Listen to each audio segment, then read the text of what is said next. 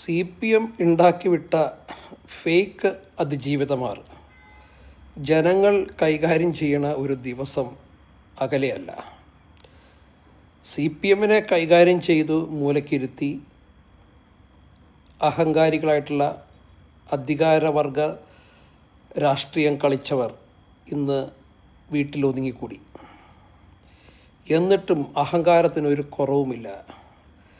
പാവപ്പെട്ട ഒരുത്തൻ്റെ ജീവിതം നശിപ്പിച്ചിട്ട് അവൻ്റെ ഏറ്റവും വലിയ അംബീഷനായിരുന്ന രാഷ്ട്രീയ ജീവിതത്തിന് തന്നെ ഒരു പാരയായി നിന്നുകൊണ്ട് അവനെതിരെ പ്രവർത്തിച്ചവർ വീണ്ടും രംഗത്തെത്തിയിരിക്കുകയാണ്. അതിജീവിതയുടെ മറവിൽ, അതിജീവിത എന്ന ആ വേഷഭൂഷാദികളുടെ മറവിൽ കേരളത്തിൽ ഇത് കേവലം ഒരു വേഷഭൂഷാദിയായി മാറിയിരിക്കുകയാണ് ഈ അതിജീവിത പ്രയോഗം. ഇന്ന് പല അതിജീവിതന്മാരും വില്ലാളികളാണ്, അല്ലെങ്കിൽ വില്ലന്മാരെക്കാൾ വില്ലാളികളാണ് എന്നുള്ളതാണ് വസ്തുത. അവരുടെ യഥാർത്ഥ ജീവിതം പരിശോധിച്ചാൽ അവരുടെ സംശയാസ്പദമായ പല ഇടപാടുകളും നമുക്ക് തിരിച്ചറിയാൻ കഴിയും. അഡ്വക്കേറ്റ് ദീപയ്ക്കെതിരെ കമ്മികൾ കുറച്ച് ആക്രമണമായിട്ട് ഇറങ്ങിയിട്ടുണ്ട്. റിപ്പോർട്ടറിൻ്റെയും കൈരളിയെ ഇട്ടങ്ങോട്ട് പെരിച്ച് കളഞ്ഞു, അങ്ങ് മൂക്കിൽ വലിച്ച് കയറ്റി കളഞ്ഞു. ഡൽഹിയിൽ വന്നിട്ടുള്ള അഭ്യാസം അഡ്വക്കേറ്റ് ദീപയുടെ അടുത്ത കളി.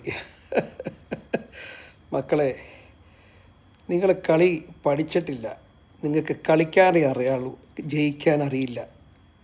നിങ്ങൾ കളിച്ചോ, പക്ഷെ ജയിക്കാനും കൂടി പഠിക്കുക കേട്ടാ. അപ്പോൾ കമ്മികളോടാണിത്. നിങ്ങൾക്ക് കളി ജയിക്കാൻ അറിയില്ല എന്നുള്ളത് വളരെ വ്യക്തമല്ലേ. നിങ്ങൾ രാഹുലിനെ പൂട്ടി മറ്റു പലരെയും പൂട്ടാൻ നോക്കി. ഈ പെൺ അതിജീവിത എന്ന സംഭവം ഇനി വേണ്ട നമുക്ക് കേരളത്തിൽ. അതങ്ങ് അവസാനിപ്പിച്ചു കേരളത്തിലെ ജനങ്ങൾ, കേട്ടല്ലോ.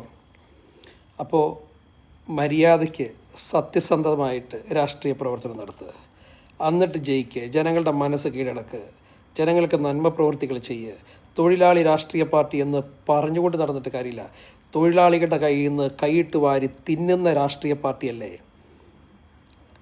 അതിൻ്റെ ചാനൽ മുതലാളിമാരല്ലേ നിങ്ങൾ. എന്നിട്ട്